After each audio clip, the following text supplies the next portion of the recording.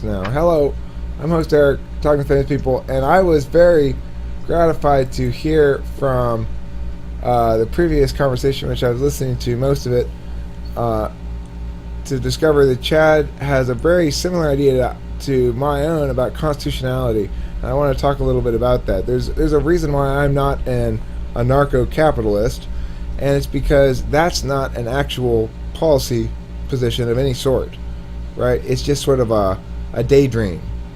And I wonder, Chad, if you have any thoughts particular to constitutionalism as a preferred manifestation of one's political beliefs than some other methodology. Like, why people might say, well, why would you care about the Constitution so much, Chad? I mean, that's not true to any given principle. That's just some piece of paper. Why is that one so important?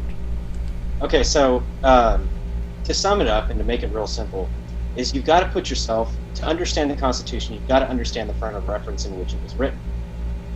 It's an anti-tyrannical document. If you consider the circumstance in which the people wrote the Constitution, is they were moving away from England's tyranny. And so you see this, you can't just read the document without any high knowledge of what it was written for. You know, it's not just, I mean, looking at the piece of paper, so, and you see a piece of paper and say, okay, these are the rules. It has no inherent value if you don't understand where it came from. This is, again, what I said earlier, that you have to have a good grip on history to really be qualified to make kind of political decisions. But interestingly, if I can interject, I think you and I make very similar arguments, but I never reference that historical aspect of it in my argumentation. Right, and I don't know if it's valid in argumentation. You're much more experienced with argumentation than myself, being a debate teacher. Well, I think. Oh, sorry, I didn't. That's okay, Zachary. That's okay. I'm happy to see somebody else do that. Thank you for doing that. It makes me feel better. Go ahead. Go ahead, Zach. I just want to say, well, I think why Eric argues from, like, just in general logical principles, or I guess like a normative form of like ethics, is that it's easier to convince someone through that paradigm as opposed to historical context, because there's a lot of different interpretations of the historical context. But it's important to remember that in different historical manifestations, that there are principles animating those manifestations, and they aren't necessarily if an expression of a particular principle in an historical aspect turns out to be bad, it isn't necessarily representative of the principle. It's a representative of that cultural and historical context. Whereas a lot of the times, what? You're right, and I want to get to the core of what you're saying, which is reciprocal burdens. The issue about making certain arguments instead of others is one of reciprocal burdens. If we apply this test, can they use this same argument against me, and how? That's the core question in learning to argue, I think, effectively, which is, okay, well, but this other thing was written back at the same time, why don't we prefer that? It was steeped in these other things. What is it specific about the Constitution that makes it necessarily the thing we turn to as a deciding device? Is it its age? Is it how it was intended originally? If so, why not use that same metric for a bunch of other equivalent things? So the issue for me isn't so much what I do in this argument chain is go to your side of thinking, Chad, which is the practical outcome side first. And I say, we must have some sort of mechanism, or we have none. Which do we prefer? A mechanism or no mechanism? Should government be constrained at all or not? And you can justify it on a purely utilitarian grounds that, well, obviously, some constraint on government is preferable to none. And then we ask ourselves, well, what mechanism can we utilize to constrain government? And in my opinion, the best possible mechanism is the Constitution for a number of ways. Number one, the Constitution is something that we can all understand is foundational to the nation and foundational to defining the nature of government as it is currently defined in contemporary parlance. That's what a Constitution is supposed to do. Two, we can all note the fact that the Constitution makes specific limitations, and we can all agree that's what the words say. Now, we can fight and bicker back and forth about our crazy fucking interpretations that makes the Commerce Clause say that, you know, if I'm baking a cake in my own house, the government can regulate it because it's interstate commerce, you know. But We can argue about that all day, but the fact is we can at least agree what the words actually say, and then it gives us a starting point, so it's some place to work from. And number three, the reality of the world is comprised of interest groups with power.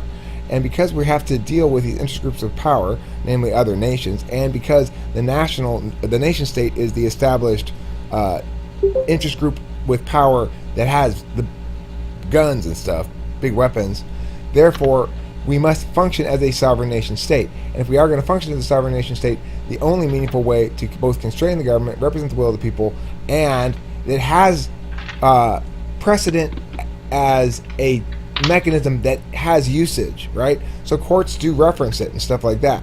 Now that may have something to do with Chad's angle of history, but it's on a little bit of a different mechanism as an argument there. So I think that's why we prefer constitutionalism, or the arguments that I would normally make. I didn't mean to say your arguments aren't correct, right. Just that maybe they are less strong. I like the frame of reference. It's good to have a frame of reference. And see, this is, I think, goes down to a core fundamental principle of TI and NI as well. And I think that's where yours is based in pure reason, whereas mine is based in context. Okay, so there's that difference, and I think all circumstances and all things should be considered. Obviously, I value logic, and I like to see rationality applied to, say, context.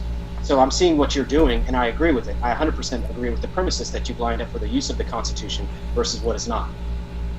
So that's where I actually admire that, being able to position that. Now that's added to my internal database of why a Constitution should be used in a present tense versus understanding its historical relation. But I'm not going to remove the historical relation or connotation because you provided a logical, rational argument, but as well as... I'm not saying you should, but you did additionally make a claim that somebody's legitimate capacity somebody's capacity to vote legitimately, no matter how you meant that right to vote thing or whatever. Right. Somebody's capacity to vote legitimately is contingent upon their understanding of historical reference. And I think you wouldn't deny that I have capacity to vote legitimately, and you'd also probably say I do have the historical reference. But I'm saying I'm not utilizing those historical reference at all. So correct. Why is it that those historical reference? I stand corrected. You're 100% correct. So I'm not gonna. I digress on that because I do stand corrected. Thanks, Chad. Yes, that's fantastic. Thank you. Let's go. Let's move on. That's amazing. That's just like what? What's this topic about? We're talking about political stuff. We're talking about poo. Basement Overlord. Anybody else want to guide the conversation here? I feel adrift in midstream now. I've been knocked off my horse entirely. We were talking about. Well, Eric asked me a specific question related to how we should view the Constitution and what gives it credibility to be able to govern our decisions. That's kind of where we were at, and then we went off into this tangent where it creates a logical argument, and obviously Eric provided a sound evidence for saying that I made a premature judgment on people who do not have historical context, and which he was correct. So, in my opinion anyway. I guess somebody can refute it, but it's not going to be me. Zachary, you got anywhere to go from here? Oh, we're talking about constitutionality, right. So you've not necessarily positioned yourself as wholly a constitutionalist. What are your thoughts on constitutionality? What are the limitations of it? Does anybody have any thoughts on limitations of constitutionality as a framework?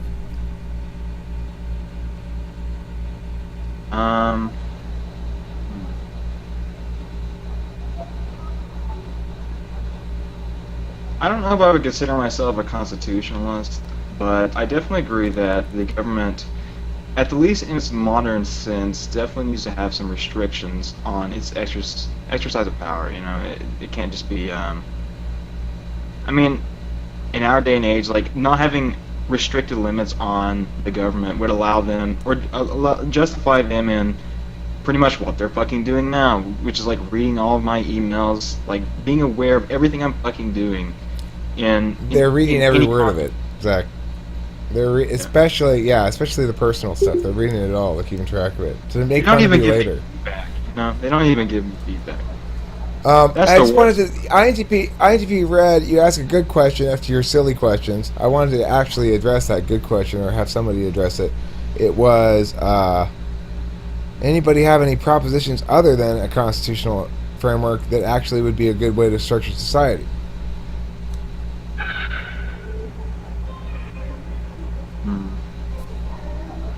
None that I'm willing to defend in this space. I'm pretty much a hardcore constitutionalist. So we're not going to get any fight from Chad on that point. Okay. Well, see, this is, I think, the core issue of people who want to advocate a progressive or leftist position that advocates more taxation, redistribution, and stuff like that, is they don't have a framework. They're arguing on their feelings about how the things ought to be different in the world than they are. And that's problem admiration. That's not, they don't even consider solvency. They don't even consider unintended consequences.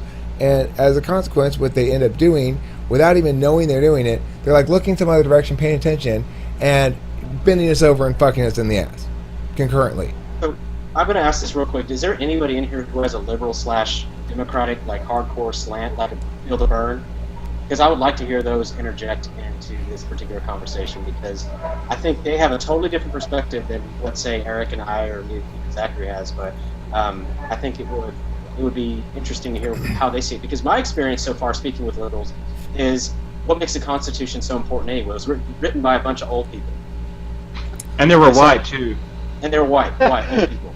That's my experience. That might be the worst part. Yeah, that's what I've heard. Thank you for saying that, or whoever that was. Whoever that was. Get out of here. Who said that? I don't remember who said that in the chat. You want to give Zach credit for that. It pops up super quick. All right, well, I'll argue the liberal position then. Here we go.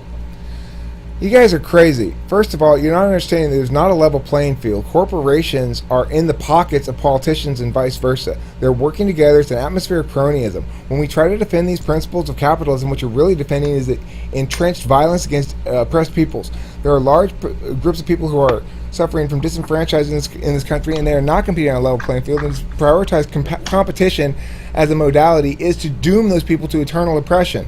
It is immoral, therefore, to not take a positive, altruistic approach that says we have a moral obligation to help those people. It is reasonable for society to say we should take from those who have more to give to those who have less, because otherwise we're condemning those people to eternal suffering. Okay, so Eric, who is we? We is the American people, the people of this great nation, the hardworking people who get by, who have to work 2 jobs just to get by and feed their families. Those people, the people who we care about.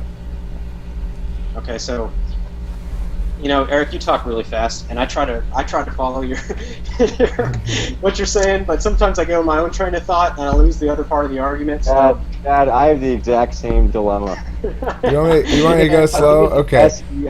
S-E-N-E thing. The point is simply this. There's a couple of points. In reality, we've got individuals who have to compete at a disadvantage because they don't have any capital to begin with. They don't have any money. They're poor people. It's not fair. They can't afford to go to college. They get locked into low-end jobs. Maybe they have a kid, and then they get stuck in that position. That's not fair. Society needs to level the playing field. Even if we like competition as a modality, we have to do something to make sure that people begin closer to even, because as it stands right now, you've got people like, oh, look, I'm winning this race. Well, you started fucking 4 miles ahead, asswipe. Okay, so how does that justify people who didn't start ahead and made themselves get ahead? How does it justify what? How does that justify someone who said they got ahead, someone who has got ahead and didn't start at 4 miles ahead? They started right at point 0 and they got ahead. How does that justify them? Because they made it happen. How come you can't make it happen? Well, the point is there are cracks in society's wall against oppression, and a wall of oppression that keeps people behind the wall. If you ascribe to the values you've already internalized and you're reflecting right now, namely values of individual pitted against one another rather than a cooperative paradise that I'm envisioning, if you've already internalized those lies, then yeah, it might make sense. Like, oh, here's an example of somebody who slipped through the crack. But that little crack is put there just so you can make those arguments, to continue to justify the existence of the wall that keeps most of those people from never advancing past the wall. Right, but at the same time, I mean, I understand that, but I think anybody's capable of finding those cracks and working through it as well, because I think it's possible.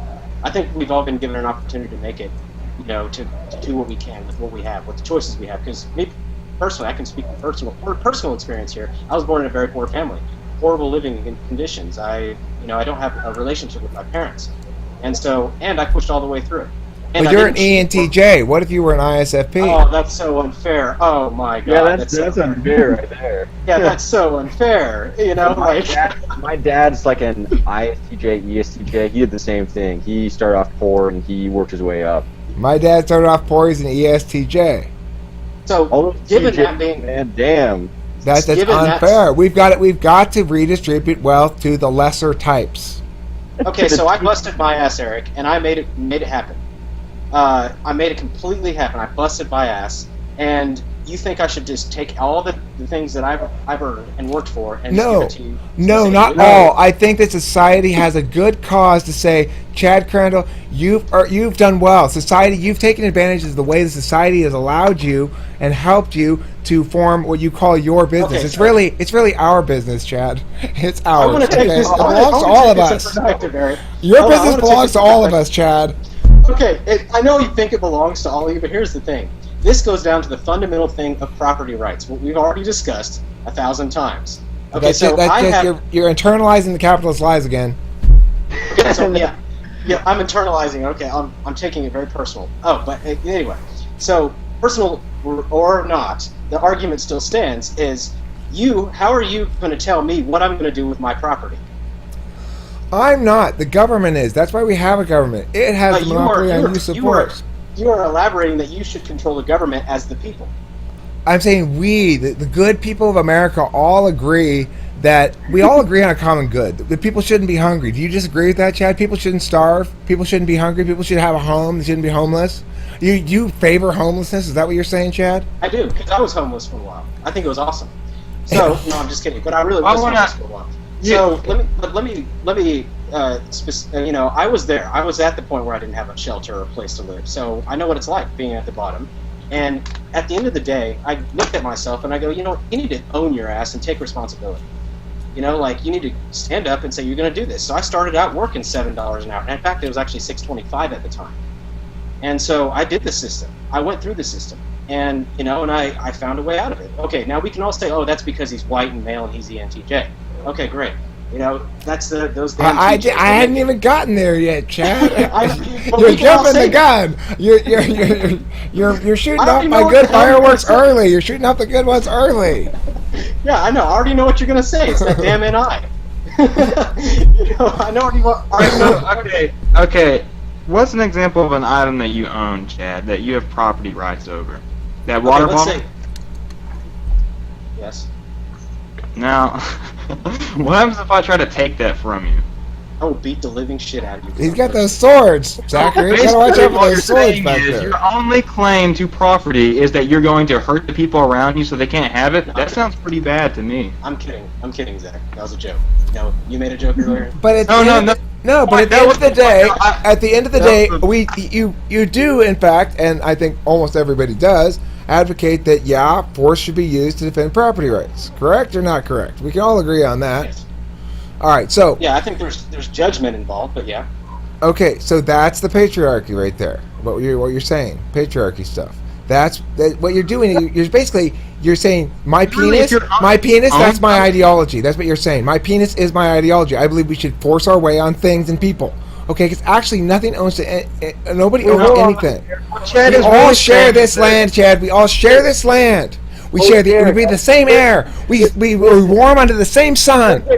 No, what Chad's really saying, he's not saying he owns that water bottle. He's saying that none of us can have it. That's what he's really saying, is that we don't deserve that water He doesn't bottle. want to share. That's what it is. That's amoral. That's amoral. The point that was incorrect. You said he's letting his penis guide him. No, it's a cultural thing. He has learned to be assertive from. He's internalized his penis. He's internalized his penis. Chad, you've internalized your penis. Okay, so you guys, all three of you guys, where the hell did this penis shit come from?